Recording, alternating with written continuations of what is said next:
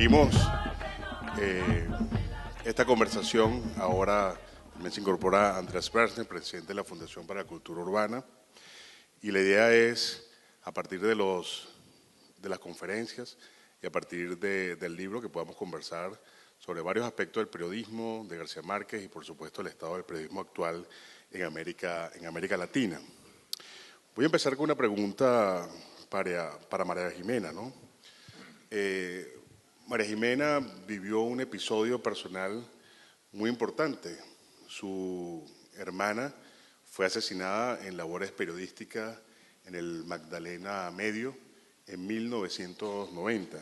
20 años después, publica un libro, Mi viaje al infierno, donde quizás el gran tema de fondo, aparte de la sanación personal desde el periodismo, también es el tema de la impunidad. Pensando también en la aproximación de García Márquez al tema de la violencia, que tuvo siempre también alrededor, evidentemente, en esos periodos tan críticos que vivió Colombia, ¿cuál es el rol del periodismo para aproximarse al tema de la violencia, María Jimena? Qué pregunta tan difícil. A ver. No, yo no sé, yo creo que uno no tiene ninguna receta clara porque la violencia atropella y la violencia, no hay digamos, un manual para decir cómo me enfrento como periodista o como gremio a una bacanal de violencia como el que vivimos en Colombia.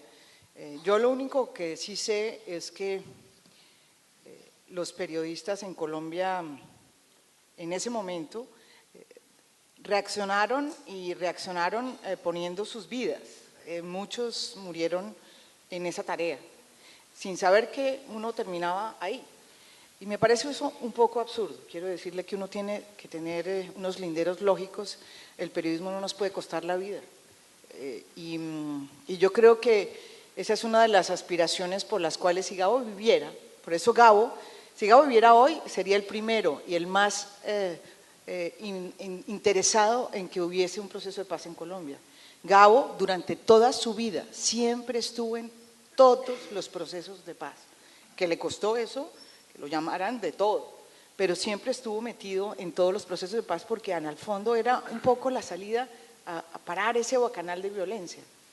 Y hay que recordar que él fue muy importante en todos los procesos que nunca se llevaron a cabo y los que sí se llevaron a cabo con éxito.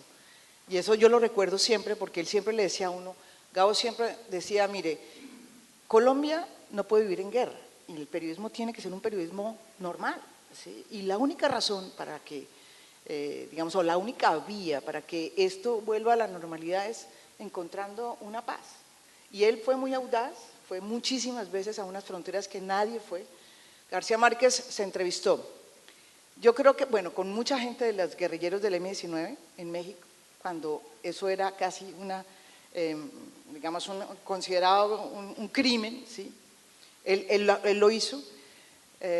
Tengo entendido que también lo hizo con varias gente del narcotráfico, en momentos en que eso era parte de una discusión de si se hacía o no una relación, digamos, toda la gente quería hablar con García Márquez y García Márquez, pensando en que esa era una solución, aceptaba hablar con ellos.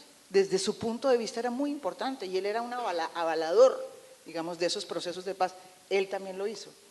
Yo me atrevería a decir que tuvo una reunión con Pablo Escobar en una ocasión que Pablo Escobar le pidió a él, y reunión que nunca se hizo por lo demás, pero hubo la intención de hacer esa reunión con Pablo Escobar y él pensó en hacerla, se hizo y se iba a hacer, pero no se llevó a cabo. En momentos en que la cosa ya estaba muy difícil en Colombia. Siempre estuvo logrando esos puentes de oro que le permitieran a esa gente dejar la violencia. Pues yo complementaría respecto a este punto los siguientes hechos significativos, aparte de el interés de Gabo siempre por servir de mediador o de facilitador en procesos que buscaban crear paz entre partes en conflicto, tanto interno como inclusive a nivel internacional. Pero aparte de eso, en relación al periodismo, lo primero es decir que yo creo que es importante recordar que cuando se crea la Fundación de García Márquez, la Fundación dedicada al periodismo, la primera actividad que se organiza a petición de él fue una reunión sobre la libertad de expresión y la protección de los periodistas, que la hicimos con el Comité de Protección de Periodistas de Nueva York, en Cartagena, creo que tú estuviste allí. ¿Recuerdas? Esa es la primera de las actividades es sobre libertad de expresión y protección de periodistas. La segunda, por cierto, es un encuentro de periodistas de Colombia y Venezuela que se hizo con el Press Club de Caracas, organización que en ese momento coordinaba Soledad Mendoza, y de la cual fueron muchos periodistas venezolanos, y estuvimos en Cartagena. Y la tercera fue ya el primer taller que se hizo con Alma Guillermo Prieto. Con esto simplemente estoy remarcando la preocupación de García Márquez por los temas de libertad de expresión. Ese primer encuentro dio lugar a un proceso que culminó con la creación de la Fundación para la Libertad de Prensa, que es la que ha impulsado el sistema de protección de periodistas en Colombia y la vigilancia, y de la cual él es miembro fundador. Aparte de eso, no es una casualidad que noticia de un secuestro tiene como protagonistas unos periodistas que son secuestrados, pero yo creo que el otro aspecto que yo resaltaría es la convicción de García Márquez. Primero, de que lo más importante de todo es estar vivo. Gabo decía dos cosas: lo importante es estar vivo, y segundo, lo mejor es lo que pasa. Con eso creo que quería decir, no hay que tomar riesgos innecesarios. Él insistía mucho en la ética, no solo con el compromiso con los hechos, con la investigación, sino en la idea de respeto y de oír a todo y ser muy cuidadosos. Yo creo que la mejor forma de prepararse en contextos de violencia para los periodistas es trabajar con ética, trabajar alrededor de los hechos, generar procesos de solidaridad para comprometer no solo a todos los periodistas, sino a la sociedad en la idea de defender la libertad de expresión frente a esos fenómenos. Sí. Esto es un... Yo quiero decir algo también sobre solo eso. Lo vas a decir, un segundito nada más. Esto es un programa en vivo. Jaime Abello pidió un café y entonces Willy McKay le va a traer el café a Jaime Abello que pidió. Eso se llama discriminación de la... Okay. Fíjate, Alberto, tienes la palabra y por supuesto también nos gustaría tu visión yo quiero sobre cómo decir algo enfrentas sobre este esa misma pregunta, que me parece muy, muy importante, y llevarlo un poquito más allá de lo de Gabo, que ya lo han dicho tanto Jaime como María Jimena. En Colombia hemos ido creando con el procedimiento de ensayo y error una especie de pedagogía sobre los hechos de violencia, porque eso no existía. Es decir, tú tienes que hablar con una persona que ha sufrido la violencia y si no haces bien tu trabajo la victimizas por segunda vez y le haces un daño, ¿no? No es fácil relacionarse con personas que han sido desarraigadas o que han sufrido amputación o que han visto morir a su papá, no es fácil. Entonces, hemos visto imágenes en televisión de un soldado que de pronto está en una camilla y llega un periodista y le mete el micrófono ahí en la camilla para preguntarle cómo se siente, y luego duramos una semana peleando por la forma en que el periodista hizo eso. A mí me pidieron una vez ir a un pueblo donde hubo una masacre, y recuerdo que Álvaro Sierra, que es un periodista muy respetable de Colombia y sobre todo muy experto en este tipo de temas del conflicto, me regaló por petición mía un manual hecho en una universidad de Estados Unidos para cobertura de conflictos y para relación con víctimas. Era un manual de menos de 100 páginas. Yo me lo llevé en el avión y lo iba subrayando escrupulosamente, y en ese manual aconsejaban cosas como esta: cuando vaya a conocer a una persona que ha sufrido violencia, preséntesele, dígale lo que quiere hacer, pero no empiece a hacerlo en ese mismo momento. Deja abierta la posibilidad de que ese ser humano lo contacte a usted después para decirle, ya estoy listo para hablar. Eso, si se pusiera rigurosamente en marcha, arruinaría a todos los periódicos, arruinaría a todos los medios, porque querría decir que uno viajaría y prácticamente hacer relaciones públicas y esperaría un mes a que el personaje diga, ya me siento bien, listo. Entonces yo llego a ese pueblo que se llama El Salado. Además, mira tú eso, El pueblo se llama El Salado. El pueblo se llama El Salado y tuvimos la peor masacre de la historia de Colombia. Mataron a 66, no, la demás personas sí, 66 personas, claro. Peor son otros. Ah, bueno, 66. Sí, pero masacre de una sola vez, o sea, no genocidio sistemático, fueron 66. Y algunas a golpes de martillo en la cabeza y jugaron fútbol con las cabezas de algunas de las víctimas y obligaron a las mujeres a que bailaran cumbia antes de matarlas porque se robaron los tambores de la Casa de la Cultura. Fue una cosa de espanto. Entonces yo voy y cuando llego traté de aplicar lo que había leído en el manual. Me encontré con un personaje que se llama Osvaldo Torres, sobreviviente de la masacre. Solamente me dijo el nombre y lo segundo que hizo después de decirme el nombre fue contarme toda la masacre, con pelos y señales. Entonces yo le pregunté, ¿y usted por qué me cuenta eso? Me dijo, porque yo sé que usted lo va a contar y yo quiero que lo cuente porque si usted lo cuenta no se le olvida al país, porque olvidarlo es hacerle un favor a los que nos matan. Entonces, yo me quedo toda la vida con lo que me dice este y no con lo que me dicen los académicos que están en una oficina de Estados Unidos preparando un manual de un conflicto que no han visto de cerca, ¿no? Claro. Quisiera...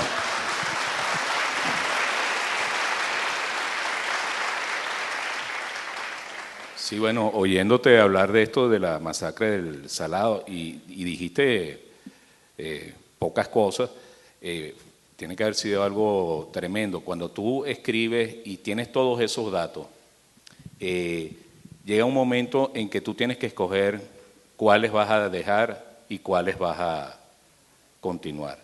O sea, y ahí hay como una tentación muy grande donde entra el papel de la literatura, el periodismo y la literatura. Cuando tú recreas eso, cuando están bailando cumbia mientras los otros juegan fútbol con la cabeza de uno de los masacrados. ¿Cuándo sientes tú que se llega al límite, pues, o debe llegar al límite el periodista con respecto al narrador? ¿La contesto? Sí, bueno, ok. Bueno, yo quiero entonces empezar con una aclaración y es que la literatura tiene dos vertientes, una de ficción y una de no ficción. Si escribes Pedro Páramo, estás escribiendo una novela y por tanto haciendo literatura de ficción. Si escribes Hiroshima, estás haciendo un gran reportaje, pero es literatura porque está hermosamente escrito. Entonces yo no establezco esa dicotomía periodismo-literatura, sino ficción-no ficción. Si los códigos cambian entre los dos hechos. Yo he dicho que cuando un autor de ficción crea la trama, crea lo sorprendente, y un autor de no ficción debe descubrir eso en la realidad, siendo juicioso como reportero, siendo aplicado, quedándose allí mucho tiempo hasta que eso va apareciendo. Por lo tanto, como te digo, si yo siento que voy a describir una acción que me desborda porque yo no he estado allí, porque no he oído lo suficiente para recrear esa escena, no lo hago. Prefiero poner la voz de alguien que me lo está contando en vez de narrar yo, porque no voy a tener verosimilitud, ya que todo el mundo se va a decir, ¿y este tipo por qué sabe eso si él no estaba ahí? ¿Sí? Hace poco, por un trabajo que estoy haciendo, me tocó buscar una crónica del año 78, ¿sí? Sobre una persona que habían matado en Colombia por una canción. El tipo pidió una canción, eso fue en la costa Caribe, en La Guajira, en límites con el estado de Zulia. El tipo pidió una canción y había otro y dijo, no, yo pedí otra canción primero, y hubo una muerte. Entonces hay una crónica de ese episodio que fue en 1978, y el que la escribió nació en 1984, y comienza diciendo que el personaje que murió pensó tal cosa cuando vio frente a él el cañón que le iba a disparar. Apenas leí eso, se acabó la crónica, no la seguí leyendo.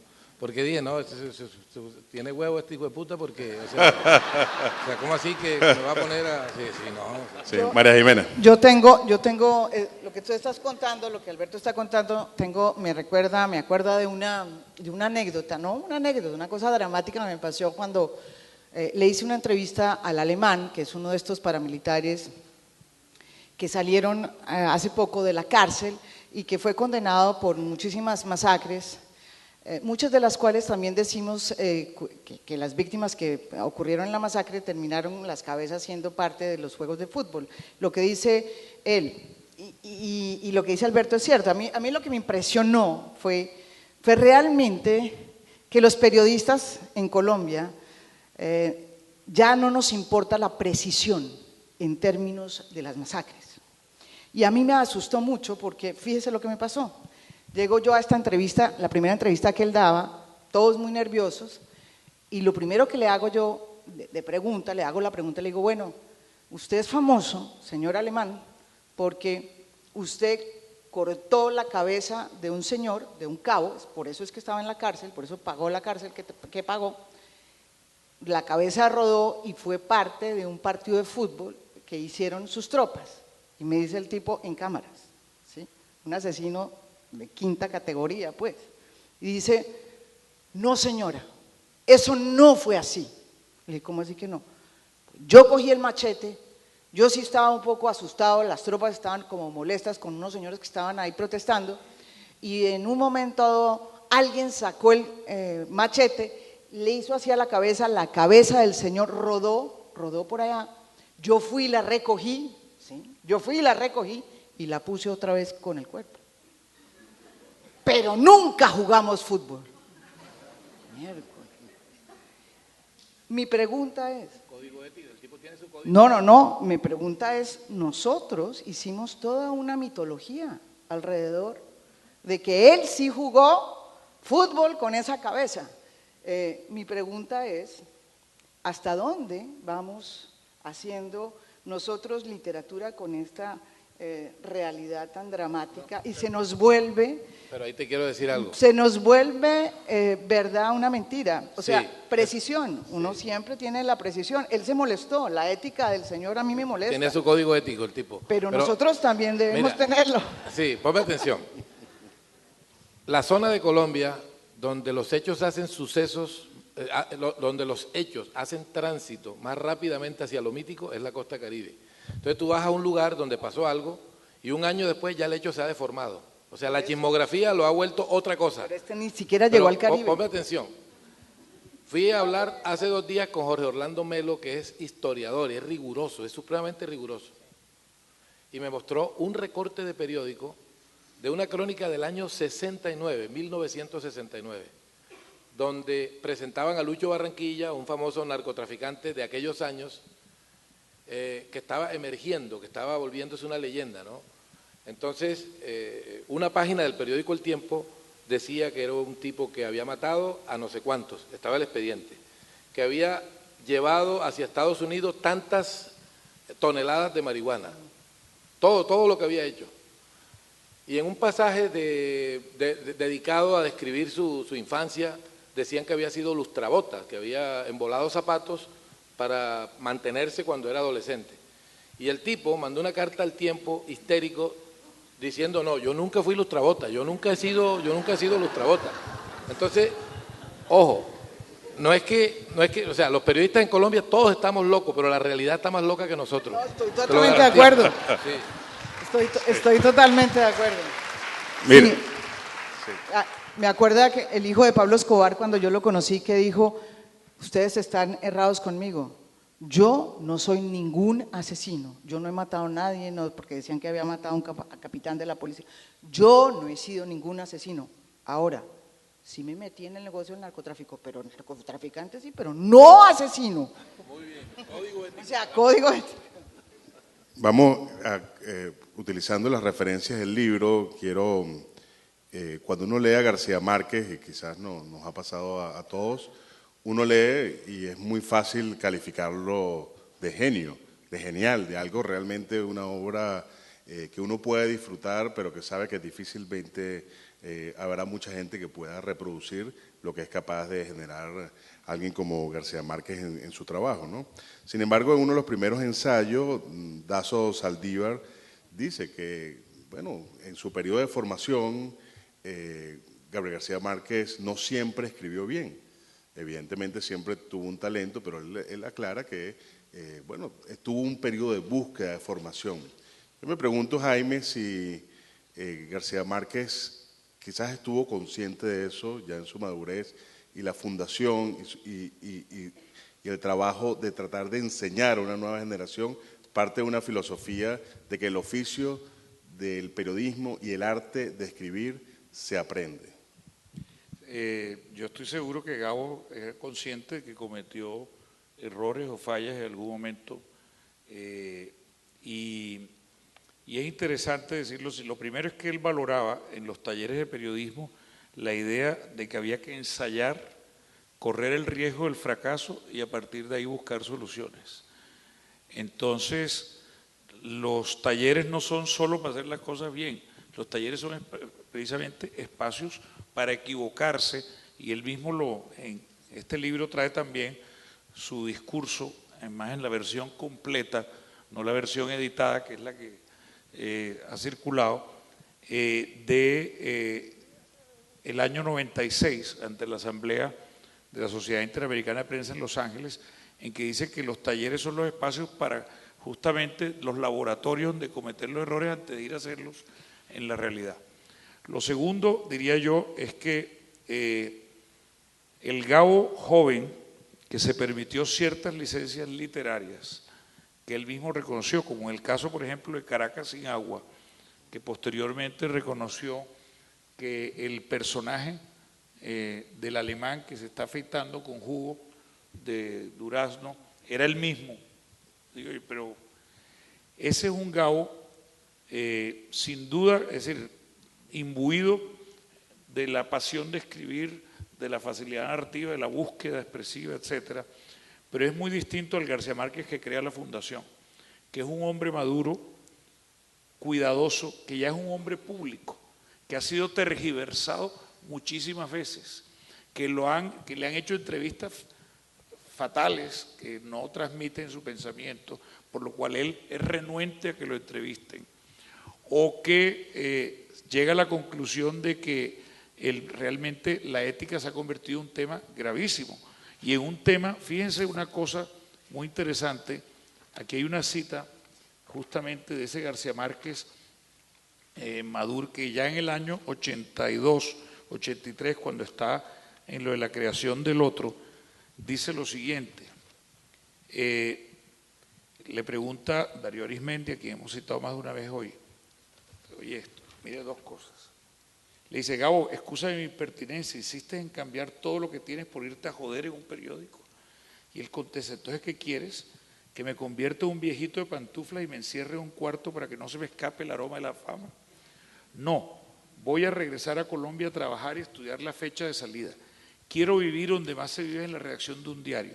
Quiero volver a empezar, trabajar sin sabelotodos de 45 años, con muchachos sin vicios, con periodistas profesionales que crean en Colombia, que no destilen hiel ni amargura permanentemente. Y luego le pregunta: en el uso del lenguaje tienes respeto y pudor por algo, y contesta: por los adjetivos. Los cuido extremadamente. Se puede hacer tanto daño con su utilización torpe y malintencionada. A veces a los escritores se les olvida que todo hombre público es una persona y que como tal merece respeto. Es terrible cuando alguien entra a descalificar por descalificar, cuando se usan los adjetivos para matar. Y agrega: la primera semana serán clases de ética por encima de clases de redacción, refiriéndose a cómo pensaba entrenar la gente de ese nuevo periódico. En contra de que se use grabadora sin autorización de la gente. Advierto: el que lea un documento del revés o lo sustraiga, lo voto, lo echo. La regla de oro será la de siempre: la caballerosidad y el respeto por la fuente. Eso suena extraño, ¿verdad? Suena extraño, pero me parece que es fundamental. Y ahora que en Colombia acabamos de vivir un debate en un país que busca la paz, y creo que todos los que estamos aquí, los colombianos que estamos aquí, tenemos la enorme esperanza de que realmente se complete, como lo hubiera querido Gabo, ese proceso con éxito. Es un país que al mismo tiempo está viviendo por un proceso de polarización política y de malestar social por muchas cosas. Acabamos de tener un escándalo mediático por el uso de un video privado de un político en una situación de seducción gay, que trataron de asociar a un caso de corrupción que se está denunciando en la policía. es el típico caso de justamente donde los límites de la idea del respeto se violó. Yo creo que por eso, si hay algo que lo hemos hablado, ha sido el tema de conversación, eso dio lugar a la columna de María Jimena hoy y a otras columnas periodísticas. Creo que la idea de un periodismo cuidadoso, un periodismo ético y un periodismo que realmente respeta al público, pero también respeta a la fuente fundamental. Creo que la mayor parte de los errores justamente están cuando se pierde ese sentido, esa brújula ética. Bueno, hacia ahí iba justamente la pregunta que yo hacía, ¿no? Que a veces la verdad se exacerba, o sea, se plantea de tal manera que ya llega un momento en que está el problema ético. O sea, el problema ético es tanto de la literatura como del periodismo, y hay un momento en que uno no sabe dónde está la frontera, ¿no? Igual que no sabe cuál es la frontera a veces entre una crónica y un relato. O sea, tú lees una crónica como que fuera un relato. Y yo creo que ya hoy en día eso de los géneros y de los límites está como ya desfasado, pues es una discusión ya que me parece absurda. Yo creo que el periodismo puede ser tan literario como cualquier género considerado literatura, ¿no? Bueno, sí. Ahora acabas de mencionar la palabra verdad. Sí, eso abre otra. Frente a la palabra verdad, a mí me gusta mucho la cita de un escritor al que adoraba, al que quise mucho. Yo me llevaba muchos años, ya tuviera casi 100 ahora si estuviera vivo. Se llamaba Héctor Rojas Erazo, fue compañero de Gabo cuando empezó Gabo su carrera en el Universal. Y Héctor Rojas Erazo decía una cosa preciosa y además muy sabia. Decía: me gustan los que buscan la verdad, pero desconfío de los que creen que la han encontrado. Y a mí me parece que hay mucho periodista histérico porque está convencido de que tienen la verdad revelada y que esa es la única verdad que existe. Todo periodista que cree tener la verdad tiende a volverse fundamentalista. Y me parece que lo más bonito es cuando uno aprende a desconfiar de todo, inclusive de la verdad en la que uno cree.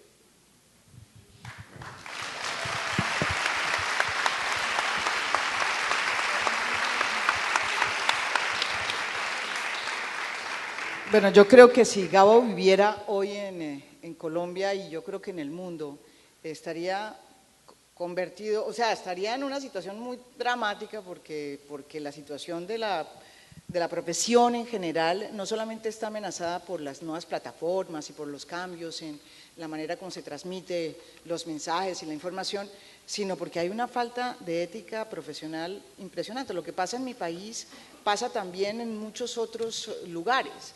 En el caso de nosotros, a nosotros nos ha afectado mucho la polarización. La polarización ha desviado, digamos, los valores profundos sobre los cuales se erige un buen periodismo, que era la clave de Gabo. Gabo nunca hablaba de periodismo, hablaba de buen periodismo, que es distinto a periodismo.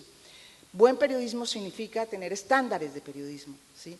Tener respeto por la fuente, tener una ética de vida, ¿sí? Si uno no tiene una ética de vida, como hablaba Kapuscinski, pues ¿qué periodismo podemos hacer? ¿Cuál verdad vamos a buscar?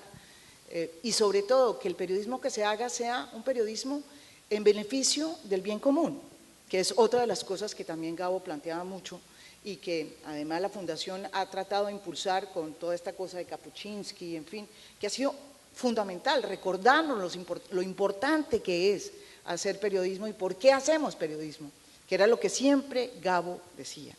Gabo tenía una relación con el poder muy interesante, porque era capaz y audaz, o sea, se enfrentó, como les digo, a estas élites políticas colombianas, se enfrentó y de cara a cara, les dijo: mire, yo soy aquí, estoy aquí independiente, me quiero hacer por eso mi periódico, yo quiero hacer un periódico por eso, porque veo que aquí la situación es muy difícil y yo creo que yo tengo unas pautas muy distintas y yo quiero hacer mi periódico. Nunca lo pudo hacer la Fundación.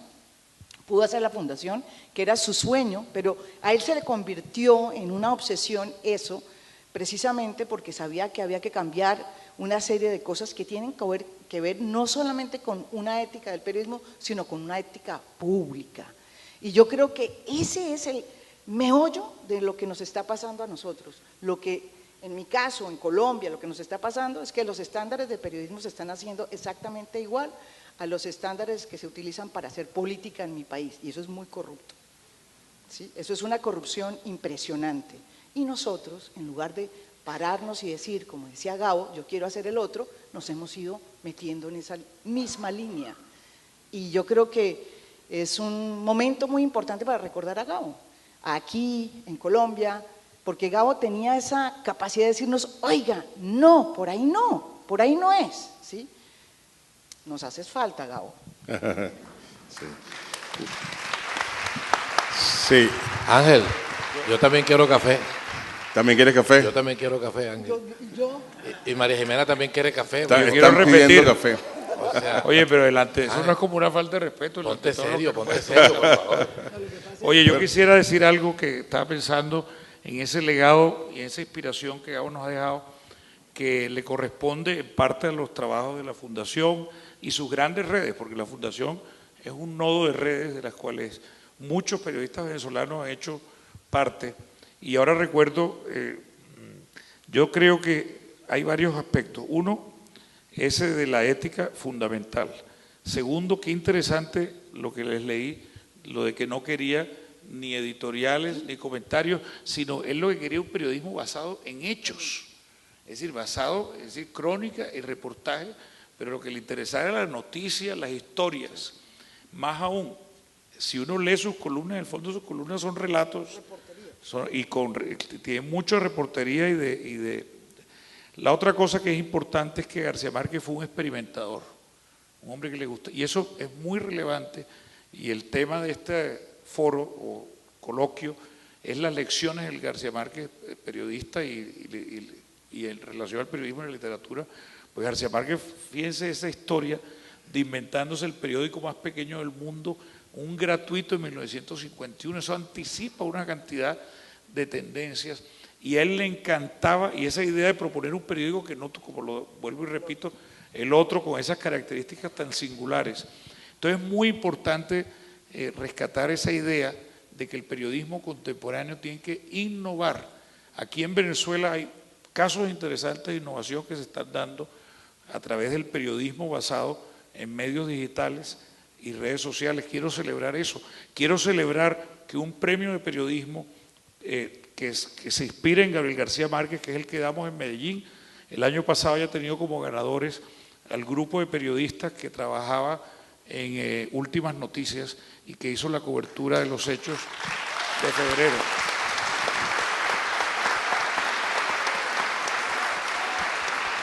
Esos periodistas investigadores, esos grandes periodistas, hoy en día por supuesto no están en ese periódico, pero están o en Univisión haciendo innovación, o están en las redes, en los medios digitales nuevos de Venezuela, como Efecto Cocuyo, o Armando.info, o ProDaVinci, muchos más que yo creo que realmente nos muestran que hay una vitalidad en el periodismo venezolano que contra viento y marea no se rinde. Y lo importante, puede que respecto a las empresas y su suerte haya discusiones, pero lo que no debe haber discusiones respecto a la gente que tiene vocación ideal de servicio público, y Gabo en ese sentido lo que quería era eso, es decir, gente comprometida de corazón con la idea de poner la información al servicio de la gente. Y cierro con un tema, él también se anticipó en otra cosa. Hoy en día una función clave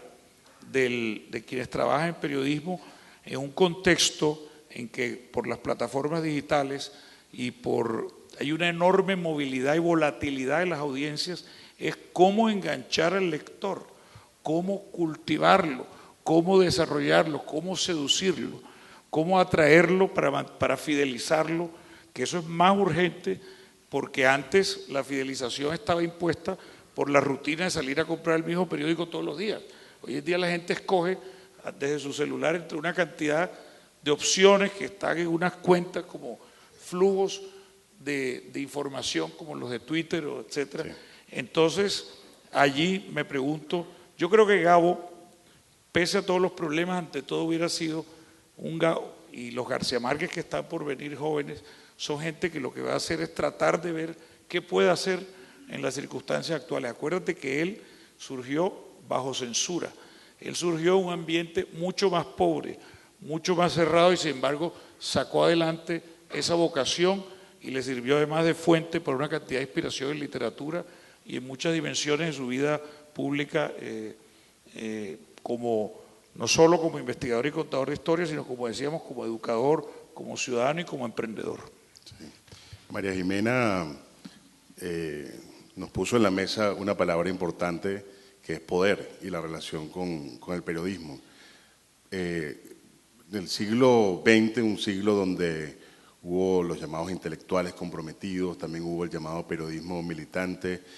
De alguna manera, mucha gente pensó que eso comprometió la búsqueda de la verdad en el ejercicio del periodismo. Quisiera una reflexión de ustedes sobre la relación que debe tener el periodismo con el poder y con los poderosos, que creo que es fundamental como parte de esta discusión que hemos estado dando hoy, ¿no? Bueno, yo creo que esa es una discusión que en Colombia es bien difícil porque el poder en Colombia está exacto. Por decirle algo, ¿no? Juan Manuel Santos, presidente de Colombia, él dice que es periodista todavía, él dice que es periodista y sí lo fue, no bueno, periodista, bastante malongo diría yo, regulimbis, gracias, sí, mejor presidente, ¿cómo será? Sí. Fue dueño hasta hace muy poco del periódico El Tiempo, ¿sí? Pero además su tío abuelo fue también presidente de la República, que es el doctor Eduardo Santos, ¿sí? Y así, que además fue periodista, porque fundó, y fíjese lo que es la vida, la primera revista, sí. Eduardo Santos era mejor periodista que presidente, ¿no es verdad? ¿Estamos de acuerdo? Ah, bueno. Bueno, pues mire cómo es el poder en Colombia. El poder en Colombia, o sea, el periodismo en Colombia, sobre todo el periodismo de los 30, de los 20, de los 40, de los 50, nació prácticamente del poder político y está totalmente como que amarrado al poder de los medios de comunicación. Eso es así y siempre ha seguido siendo así, a pesar de que ha habido algunos cambios, muy pocos, tristemente. Yo quisiera que hubiera habido más cambios.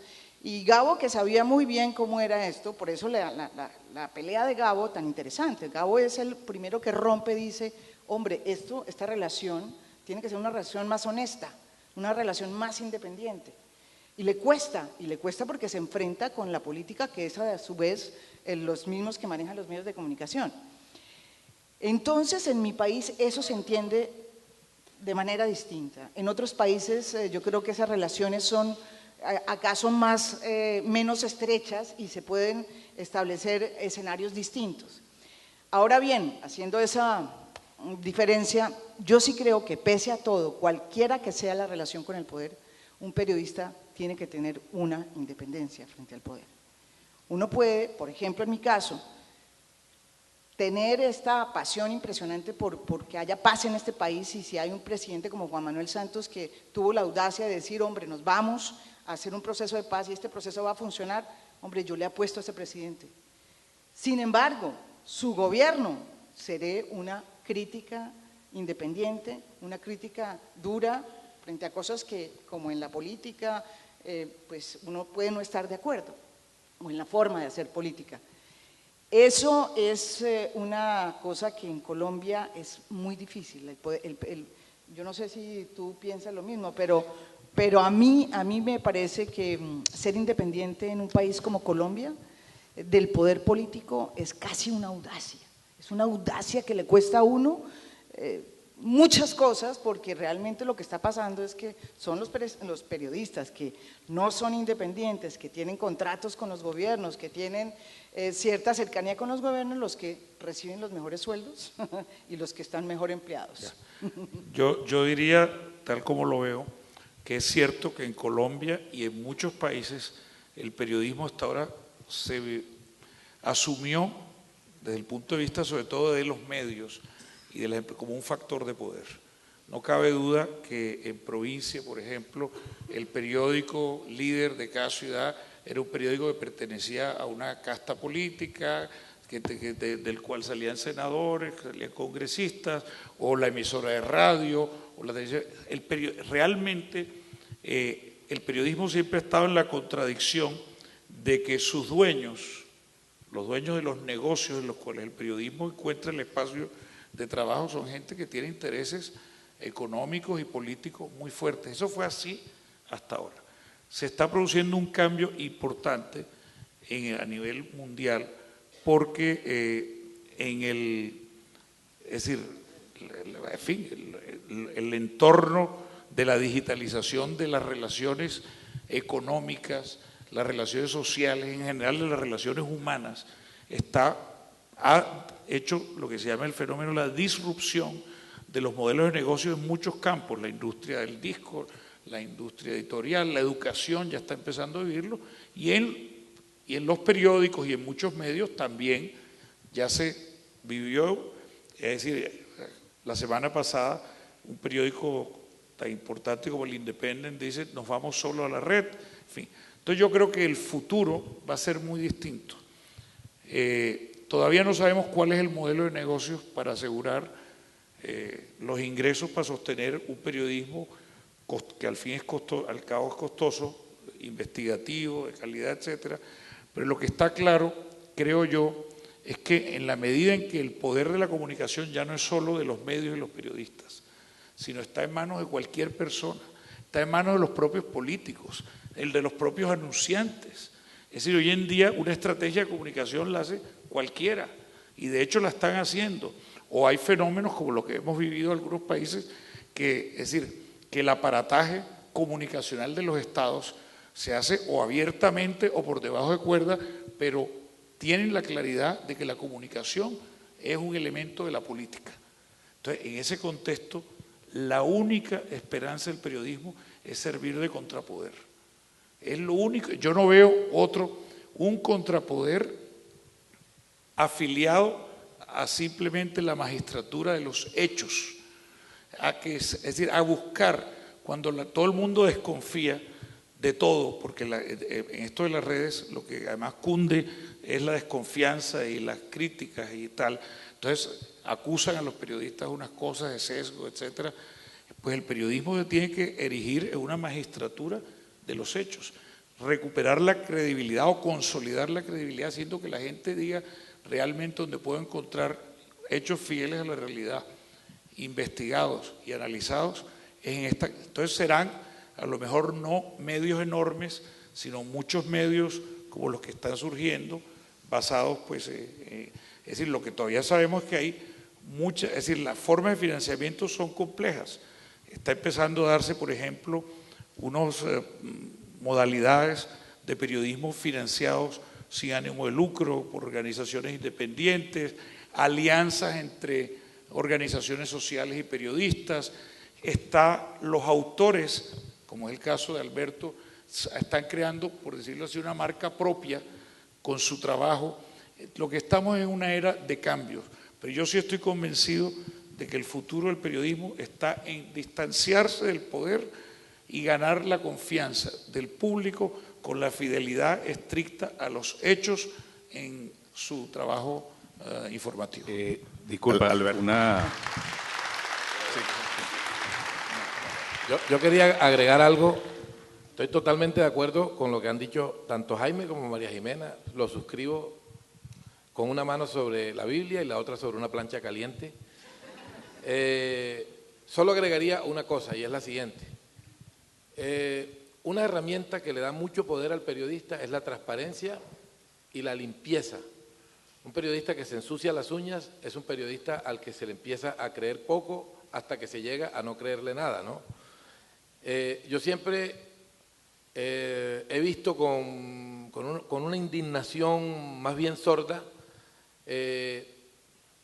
todos esos estudios que tienden a relacionar corrupción periodística, que existe también, con malos salarios, porque siempre he creído que el que se corrompe por 20 pesos también se va a corromper cuando se gane 1 millón, porque la corrupción no tiene que ver con las matemáticas, sino con los fundamentos éticos de una persona.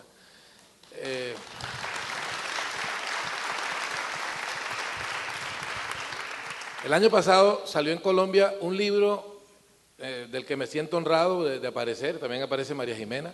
Un libro, cogieron unos periodistas colombianos y nos hicieron unas entrevistas en profundidad sobre la forma en que realizamos nuestro trabajo. Yo asistí al lanzamiento del libro y ahí escuché el que quizás es el mejor piropo que me han hecho en la vida, que fue cuando Marta Ruiz dijo: escogimos estos periodistas no solo por lo que creemos es su calidad, sino porque estamos seguros de que siempre van a ser periodistas, de que nunca los veremos como ministros, de que nunca los veremos como embajadores. Respetamos todo eso, pero no respetamos al embajador, por ahí debe estar. Respetamos a los ministros, pero lo nuestro es otra cosa. Y a mí me pareció que eso era un piropo porque, fíjense, cuando yo era niño tenía un primo y a veces íbamos a un edificio a visitar a unos familiares que vivían dentro del edificio, y a mi primo le gustaba hablar con el doctor del tercer piso, que era un tipo que manejaba mucho poder en Barranquilla, y mientras él subía a relacionarse con el poder, porque le gustaba el poder al hijo de puta, yo me ponía a hablar con el portero para que me echara cuentos. Entonces mi mamá dijo: este tipo va a ser pobre, es decir, va a ser periodista. Muchas gracias. Yo tenía una... Yo agregaría también otra cosa. Yo creo que hay un tema que a mí me preocupa mucho y que es materia de estas discusiones que hemos tenido estos 2 últimos días en Colombia, y es que cada vez más el periodismo está asociado a soberbias, a arrogancia, a la egoteca, ¿sí?, al rating, a los likes.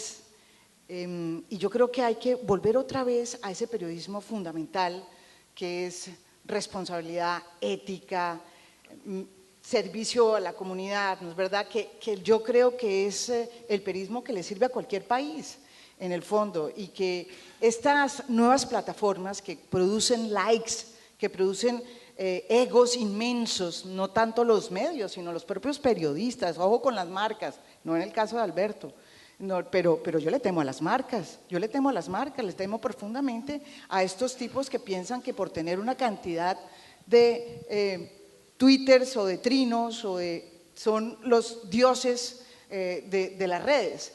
Y yo me pregunto, ¿qué diría Gabo sobre esa relación que tenemos nosotros con las redes? Es una relación que yo no he podido todavía descifrar, porque si uno le hace caso a las redes, se vuelve loco. Bueno, primero que todo, yo soy una puta en las redes, no existe otra relación. O sea, las mujeres en las redes, si somos periodistas, la llevamos, no tenemos ninguna posibilidad de ninguna reputación buena en las redes, ¿sí? Eso es lo que pasa por lo menos en Colombia, con las mujeres. Pero si no le hacemos caso, también es muy complicado. Yo creo que estamos estudiando una nueva relación, es como con un nuevo amante, ¿será? Yo no sé. Sí, sí, digo yo, esto es una relación con las redes, es una relación que todavía los periodistas no la tenemos clara, todavía no sabemos qué va a pasar. Hace 2 días las redes acabaron con una periodista que se llama Vicky Dávila en Colombia, la acabaron, la lapidaron, ¿sí? La lapidaron simplemente porque ella, como dice Jaime, había sacado un video sexualmente explícito con un funcionario y un policía donde se lo pedían, ¿sí? Se lo pedían más o menos, ¿entienden? Sí, sí. Se entiende. Y se besaron en cámara, acuérdate que se dieron besos y todo. Se dieron besos, perdón por el embajador que está. Bueno, perdón. Perdón, no, y termino diciendo que… Ese tipo era un senador con C. Senador. No, y yo les digo una cosa, obviamente el senador ya no es senador, no es viceministro porque tuvo que renunciar y el director de la policía tuvo que renunciar. La gran pregunta es, ¿por qué renunciaron? No renunciaron porque cometieron una corrupción, sino porque el morbo que produjo, ¿sí?, la sacada del video fue tan duro y tan impresionante en las redes sociales que produjo una indignación profunda contra la periodista, y la periodista no tuvo más remedio, mejor dicho, los medios la lapidaron y se murió la periodista periodísticamente. Está viva, afortunadamente, Vicky Dávila, pero la pregunta la dejo ahí, ¿qué hacemos con esa audiencia? Así es. Bueno, la verdad es que esta conversación pudiéramos pasar toda la noche aquí. Queremos darle la palabra a Andrés Berzner, quien es coeditor, la Fundación para la Cultura Urbana, de este maravilloso libro que ustedes tienen en las manos, ¿no? Sí, bueno, yo quería dejar una reflexión final sobre lo que dijo Jaime. Me parece formidable, una y otra vez hablaste del sentido ético que debe tener el periodismo, estoy totalmente de acuerdo, que el periodismo va hacia o debería dirigirse en contra del poder. Pero creo que ustedes como periodistas también tienen que tomar en consideración que el contrapoder es muy llamativo y que ustedes lo ejercen de una manera tan formidable que terminan como teniendo también un poder dentro de esa independencia, ¿no? Es decir, ustedes no son tan independientes como les gustaría permanecer siendo, pues. Ustedes marcan una influencia y eso es indudable y eso quedó demostrado hoy. O sea, ustedes son unos encantadores de serpientes, de verdad. O sea, fue una lección, una lección.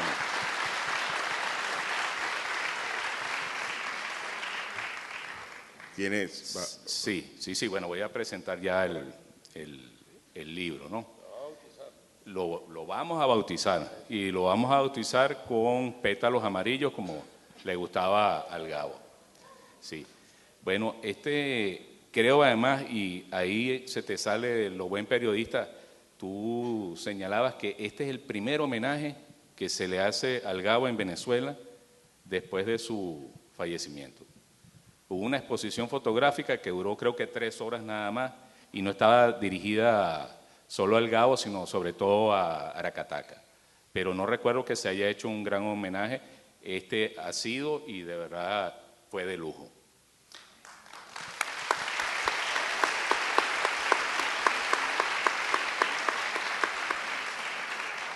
Y bueno, este es un acto que yo esperé durante 5 años y medio.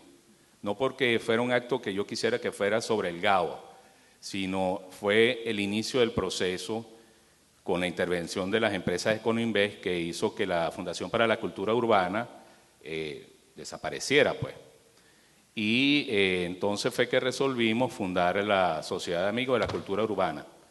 Al cabo de 3 años, como ustedes saben, se recuperaron los activos y se siguió de la mejor manera las actividades que llevaba a cabo la Fundación.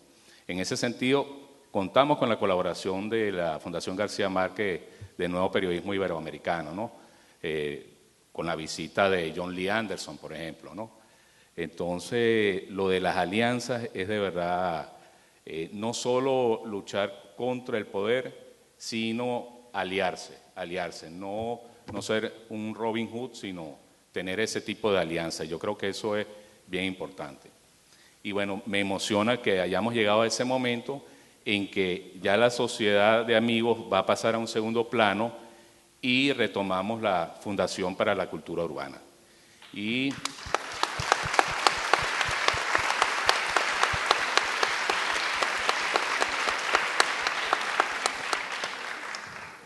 por cierto, yo quisiera que le diéramos un gran aplauso a nuestro presidente vitalicio, Rafael Cadena, el maestro Rafael Cadenas.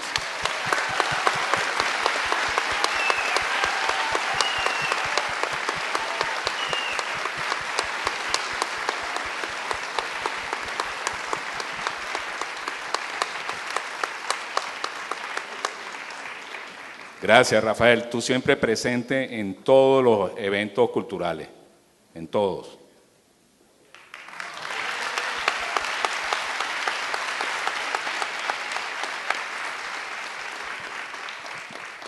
Bueno, y como yo no soy orador así como ustedes, o sea, yo no soy, ¿cómo le dicen ustedes? Pico de plata. Entonces yo me traje mi chuleta y yo sí voy a leer completico, son solo 4 páginas. Acabamos de presenciar este agudo diálogo acerca de uno de los grandes narradores del siglo XX y de nuestro idioma. Alguien que cambió el concepto e imagen que existía sobre el periodismo con respecto a la literatura y que señaló siempre que tanto por el estilo como por el proceso de investigación y la manera de construir sus historias le debía mucho al oficio. No en balde, una de sus mejores novelas cortas se titula Crónica de una muerte anunciada. y su reportaje periodístico más celebrado se titula Relato de un náufrago. Incluso el título de su inacabada autobiografía, Vivir para contarla, señala el camino que acompaña al auténtico periodista de crónicas y reportajes. Juan Villoro, en uno de los textos que acompaña la antología, recordaba a Georges Perec y su concepción de lo infraordinario, es decir, para referirse a las sorpresas que llegan por una insólita aproximación a lo común. Vacas que logran que un martes se convierta en un domingo, por ejemplo.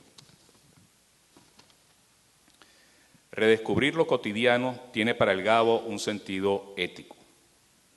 Esto lo escribí esta mañana antes de que habláramos de la cuestión ética. Todos estamos de acuerdo con eso. Recrear y difundirlo también. Para nosotros, desde la Sociedad de Amigos y ahora nuevamente desde la Fundación para la Cultura Urbana, estos conceptos son básicos. Redescubrir lo cotidiano a través de las manifestaciones culturales, con sentido ético y con el objeto de difundirlo a la mayor cantidad de gente para que se convierta en el motor principal de esa fiesta de vida. Creo que este acto es una demostración fehaciente de cómo estos objetivos pueden materializarse. La Fundación para la Cultura Urbana, durante los años que fue intervenida de Econoinvest y detuvieron a sus directores, no hubiera podido subsistir sin el apoyo de los intelectuales, ni de otras instituciones como el Ateneo, Fundavac, Fundachacao, embajadas, el taller de fotografía Roberto Mata, librerías y principalmente sin el concurso de ustedes. Ustedes, como lectores, no son la escala final, porque este libro que bautizamos hoy es un libro para sobrevivirnos. No es el mejor libro de García Márquez, pero aquí está el mejor García Márquez. Es un libro construido además por sus lectores, por sus amigos, por sus compañeros de profesión.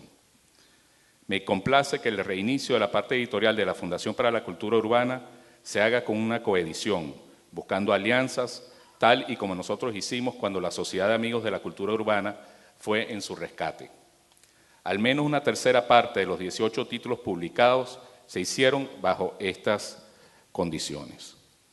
Que este libro tan extraordinario e infraordinario se obsequie hoy dentro del marco de este foro y que involucre a la Fundación García Márquez para el Nuevo Periodismo Iberoamericano, Econoinvest, pero también en su parte organizativa con Pro Da Vinci y Fundachacao, me emociona mucho.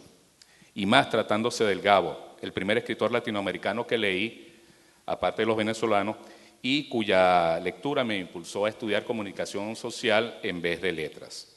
Porque entendí, entre otras cosas, que escribir bien lo malo o lo profundo no es territorio exclusivo de la literatura ficcional. Creo que este acto, donde se unen tantos esfuerzos y donde se respira tanta energía, no son pendejadas, como diría el propio García Márquez y como han dicho ustedes bastante esta noche. Celebremos entonces, como en 1958 y como en muchas otras ocasiones, esta nueva estancia del Gabo en su Venezuela querida. Celebremos con nuestros hermanos colombianos, coautores de la antología, y apostemos siempre que actos culturales como estos, en su conjunto, con la participación de todos, sean los que logren construir ciudadanía. Muchas gracias.